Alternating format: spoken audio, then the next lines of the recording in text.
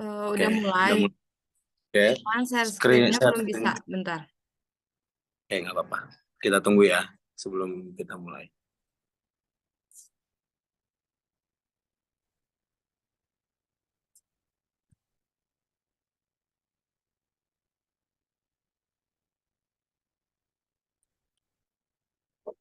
Oke, Kang Rizky udah share screen.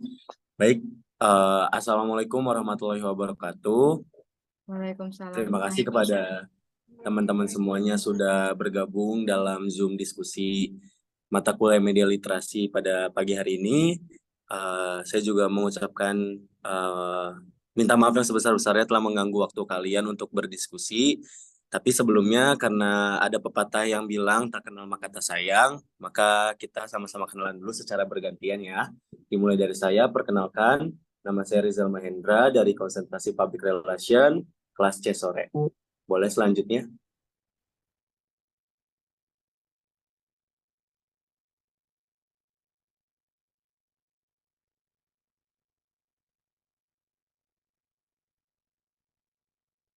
Perkenalkan, nama saya Farhanuddin Maulana Yusuf dari Prodi Multimedia. Nama aku Rina dari kelas C, Manajemen Komunikasi.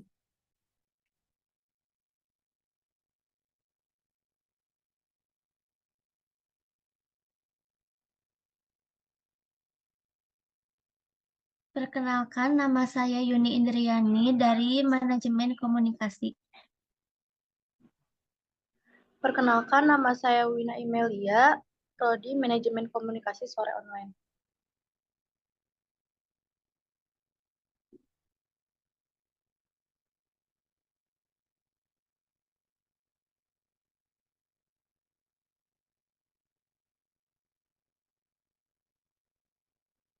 Boleh selanjutnya ke Muhammad Farezi memperkenalkan diri. Perkenalkan, nama saya Muhammad Bahreji dari kelas Cesar Online Konsentrasi Multimedia. Baik, selanjutnya Perkenalkan, nama saya Hindu Inayatul Hayadani dari Konsentrasi Manajemen Komunikasi. Baik, boleh selanjutnya Tetria memperkenalkan diri. Boleh, perkenalkan, nama saya Tria Silvia dari Manajemen Komunikasi. Dan yang terakhir boleh Kang Nama Rizky. saya Rizky Nuridaya, NIM 0322232291 dari Konsentrasi Public Relation. Atau yang belum memperkenalkan dirinya, dipersilakan memperkenalkan diri terlebih dahulu.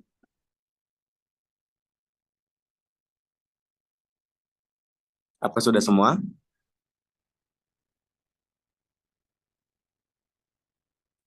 Ya, baik, karena sudah semua ya, kita langsung saja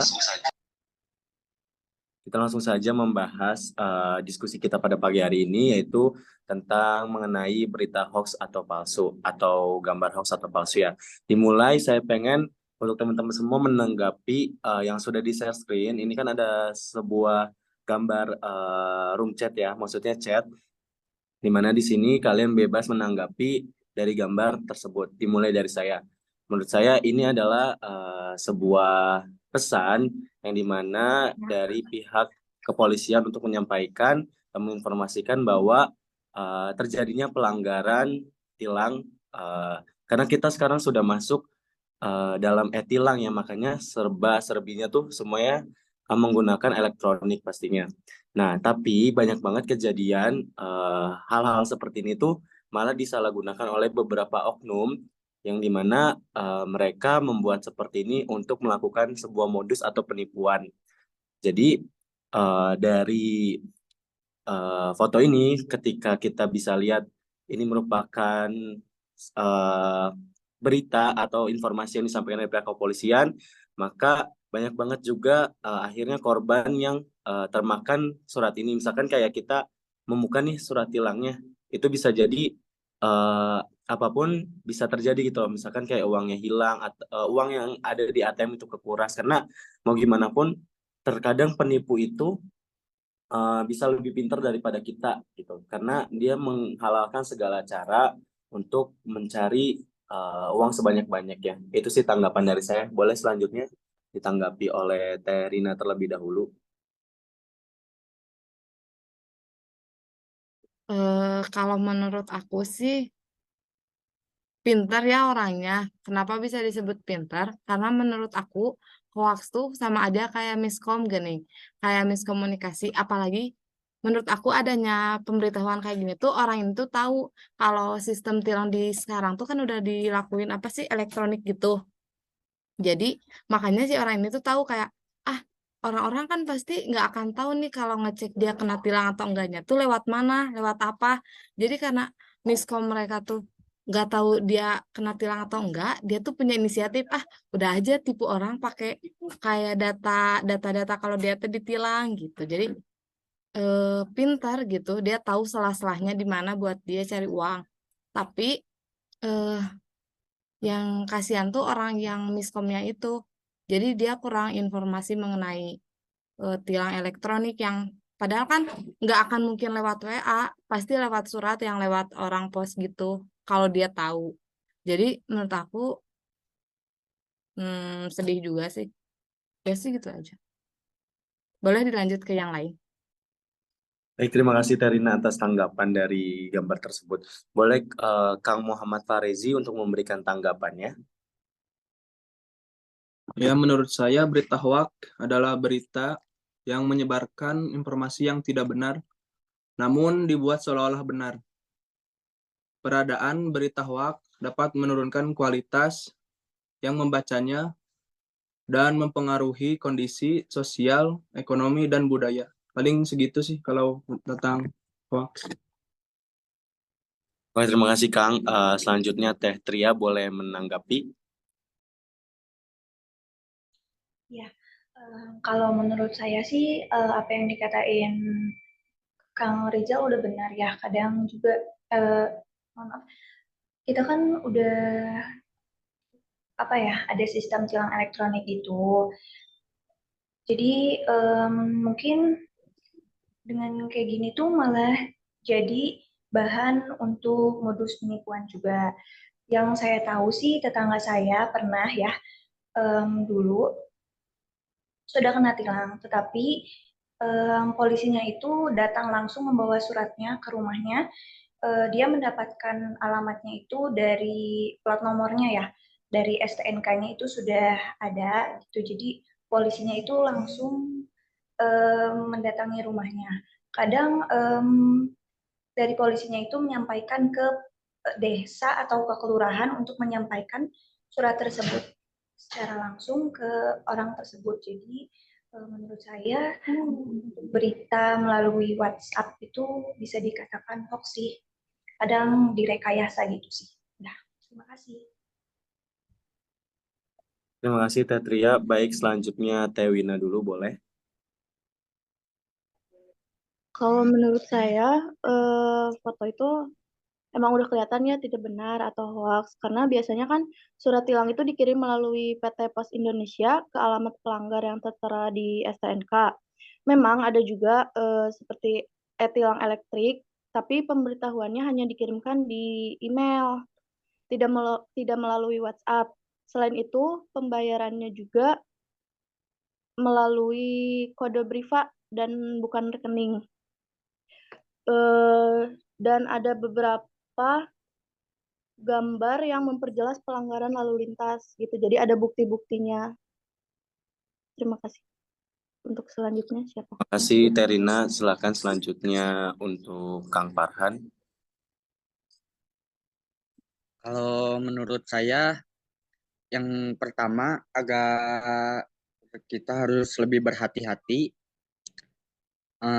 Yang paling utama kita harus mengenali nomor pelaku ini, karena tidak mungkin kan kalau dikirim melalui WhatsApp. Menurut saya benar kata pernyataan teman-teman saya tadi.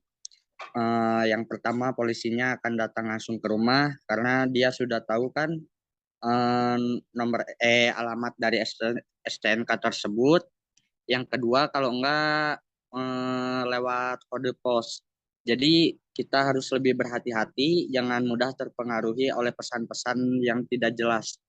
Apalagi kita tidak mengetahui nomor tersebut dengan jelas. Sekian dari saya. Terima kasih.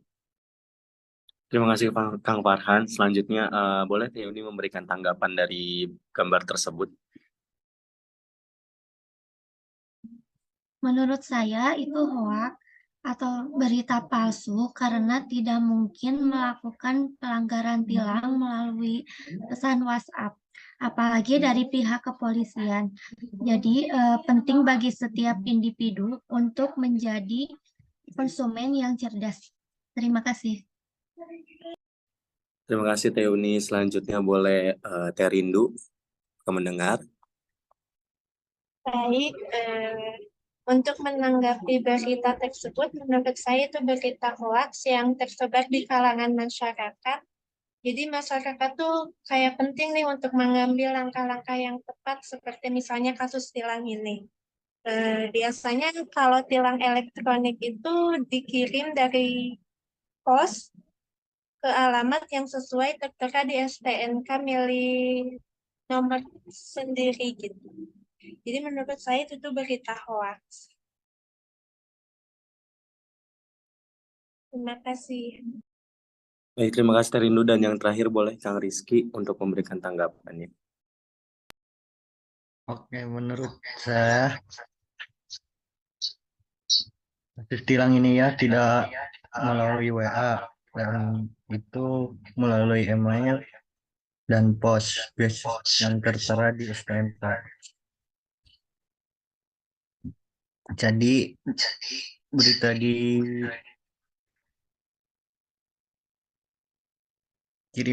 melalui WhatsApp ini hanya bagi penipu atau orang-orang yang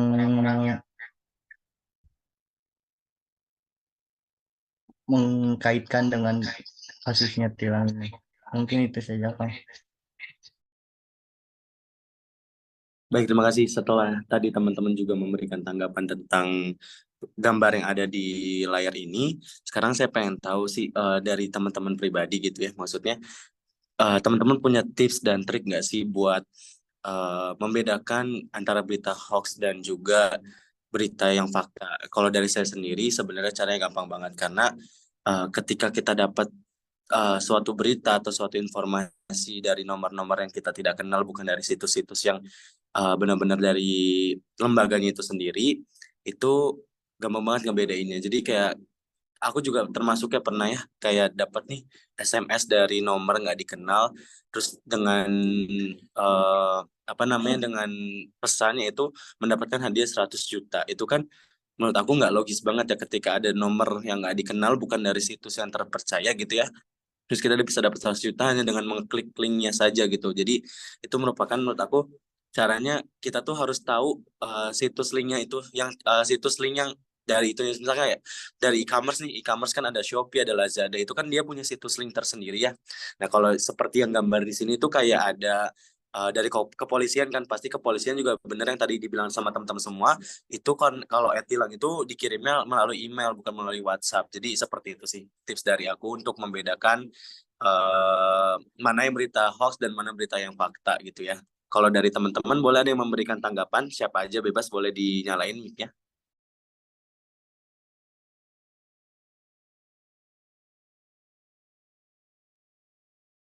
Kalau dari aku nih, tipsnya sih sekarang kan udah zaman canggih ya, banyak aplikasi-aplikasi yang bisa mengetahui siapa yang mengirim pesan gitu. Jadi sebelum kita mempercayai suatu berita, kan itu pasti kita dikirimin dari nomor yang nggak dikenal ya.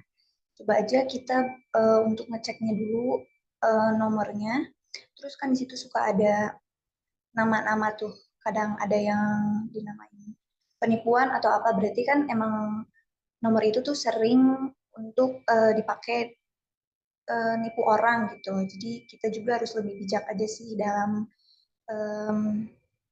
menanggapinya gitu. Makasih. Terima kasih Tetria. Yang lainnya ada yang ingin memberikan tips juga atau setuju dengan tips dari kita berdua tadi? Kalau dari aku, kalau setuju juga sama yang tadi kata Kak Rizal sama kata Teh Tria. Kalau melalui WA tuh kayak harus cari dulu informasinya. Nah, kalau buat berita juga kan harus lihat situs web resminya. Nah, terus biasanya katanya ya di Google, kalau kalau berita-berita hoax tuh biasanya judulnya suka provokatif gitu. Jadi, apa sih, mengadu domba gitu lah si tujuannya tuh. Coba yang lain. Boleh yang lainnya, Mangga. Dipersilakan kita buka aja untuk diskusi ini. Kalau menurut Kalau saya sih, men- oh boleh siapa dulu? Boleh siapa aja dulu Teh? Boleh Teh Wina dulu mungkin, baru Terindo ya. Hah? Aku dulu. Boleh Teh Wina dulu ya, baru Terindo habis Teh Wina. Eh, kalau menurut saya ya kalau misalnya dapat pesan kayak gitu mendingan diabaikan karena kalau misalnya kita kayak di iniin jadi kayak nanti data pribadi kita tuh bisa bocor sama pelaku itu.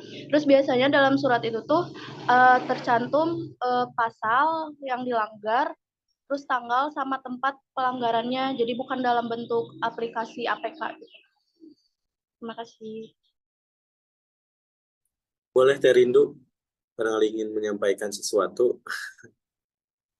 Kalau menurut Indo, kayak kita tuh harus menerapkan literasi digital. Seperti misalnya memperkenalkan tips dan tekniknya seperti mengenali tanda-tanda berita palsu, seperti melihat tanda-tanda yang mencurigakan, kesalahan ejaan, atau ketidakseimbangan informasi. Seperti itu sih, terima kasih. Boleh yang lainnya, Kang Farezi, Teh Yuni, Kang Rizky, dan Kang Farhan. Dipersilakan siapa dulu yang ingin memberikan itu. Kalau menurut saya setuju yang dikatakan Kang Rizal ya. Informasi hoax pasti kata-katanya lebih menunjukkan kepada link tersebut seperti yang dari SMS. Yang pertama kita harus mengenali nomornya dulu. Banyak yang mengirim pesan-pesan seperti itu dengan nomor yang tidak dikenal atau dengan nomor yang disembunyikan. Menurut saya kita harus lebih berhati-hati, jangan gampang percaya dengan berita tersebut karena yang pertama kita harus benar-benar teliti dalam membacanya karena dalam hoax menurut saya kata-katanya lebih menunjukkan agar kita harus membuka link tersebut gitu Kang. Terima kasih. Masih selanjutnya boleh Kak Farezi, barangkali ada tambahan.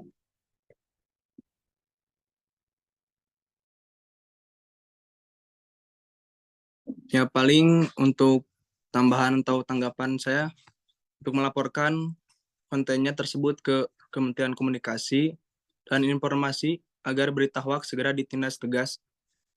Paling ya itu sih, langsung lapor aja ke polisi yang bertanggung jawab. Terima kasih Kang Farezi. Boleh Kang Rizky untuk memberikan tambahan tanggapannya. Ya mungkin saya juga setuju sama Kang Rizal, terus sama Teh Wina, sama Muhammad Fariji ya, karena kita harus mengetahui nomor tersebut. Dan ya harus mengetahui biasanya kalau itu berbentuk file ya PDF seperti itu, seperti ada keterangan undang-undangnya, foto dan tempat di mana kejadian tersebut dilanggar. Dan menurut saya Muhammad Fariji mending laporkan saja ke pihak yang berwajib. Ini saja Kang. Terima kasih Kang. Boleh terakhir Teh Yuni memberikan tambahan sedikit tanggapan yang tadi Teh Yuni bicarakan. Kalau menurut saya benar kata teman-teman semua untuk jangan mempercayai hoax tersebut dan abaikan saja karena tidak mungkin untuk ada pesan yang seperti itu. Terima kasih. Baik, terima kasih semua teman-teman. Alhamdulillah, sesi diskusi kita pada pagi hari ini atau pada hari ini telah selesai. Sekali lagi saya ucapkan terima kasih yang sebanyak-banyaknya buat teman-teman semua yang sudah rela meluangkan waktunya untuk mengadakan diskusi dalam mata kuliah media literasi ini. Dan semoga kita juga terhindar dari informasi hoax dan berita hoax pastinya ya. Karena mau gimana pun kita sebagai generasi milenial tetap harus bisa mencegah berita hoax tersebut. Saya Rizal Mahendra, pamit undur diri. Wassalamualaikum warahmatullahi wabarakatuh. Waalaikumsalam. Halo, assalamualaikum warahmatullahi wabarakatuh. Perkenalkan, nama saya Nur Sifa. Saya dari Prodi Manajemen Komunikasi. Di sini saya ingin menanggapi tentang berita hoax, yaitu berita hoax yang surat tilang yang dikirimi melalui WhatsApp. Nah, tanggapan saya adalah agar masyarakat Indonesia lebih berhati-hati lagi, apalagi sekarang teknologi serba online, semuanya harus serba hati-hati karena zaman sekarang orang mencari uang dengan cara yang pintar. Nah, surat tilang sekarang itu melalui kode pembayaran denda etle hanya dikirimkan melalui SMS dan dikirim dari sistem korps lalu lintas, yaitu Korlantas Polri. Nah, maka dari itu masyarakat diimbau untuk mengingatkan bahwa etle dan kode pembayaran tidak pernah dikirimi melalui WhatsApp dan semua agar lebih berhati-hati lagi. Dengan demikian, pesan WhatsApp yang dilampirkan format APK sebagai surat tilang adalah penipuan. Saat ini hanya ada sistem tilang etle yang diterapkan oleh 34 Polda seluruh Indonesia. Nah, melalui etle, polisi tidak perlu lagi menyetop pelanggar lalu lintas untuk memberikan surat tilang, sebab pengendara yang melanggar lalu lintas sudah tertangkap kamera etle. Nantinya hasil tangkapan kamera etle akan diverifikasi terlebih dahulu oleh back office etle. Bila tugas sudah berhasil mengidentifikasi data kendaraan, surat konfirmasi tilang akan dikirimkan ke alamat melalui PT Pos Indonesia. Jadi untuk surat tilang yang dikirim melalui WhatsApp itu adalah penipuan. Nah, sekian tanggapan dari saya. Lebih kurangnya mohon maaf. Assalamualaikum warahmatullahi wabarakatuh.